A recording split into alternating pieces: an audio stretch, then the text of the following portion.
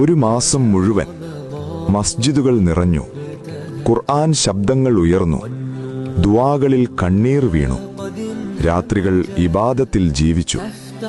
റമളാൻ അനുഗ്രഹങ്ങളുടെ മാസം, റഹ്മത്തിന്റെ മാസം, പാപങ്ങൾക്ക് മാപ്പ് ലഭിക്കുന്ന മാസം. പക്ഷേ ഇന്ന് ആ അനുഗ്രഹമുള്ള മാസം നമ്മോട് വിട പറയുകയാണ്. റമളാൻ നമ്മളെ വിട്ടുപോകുന്നു.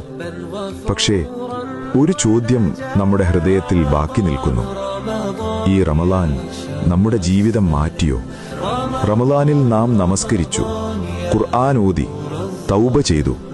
പക്ഷേ റമളാൻ കഴിഞ്ഞാൽ അതെല്ലാം നമ്മുടെ ജീവിതത്തിൽ തുടരുമോ? ഓർമ്മിക്കണം, അല്ലാഹുവിന്റെ വാതിലുകൾ റമളാനിൽ മാത്രം തുറക്കുന്നതല്ല, അവ എപ്പോഴും തുറന്നിരിക്കുന്നു.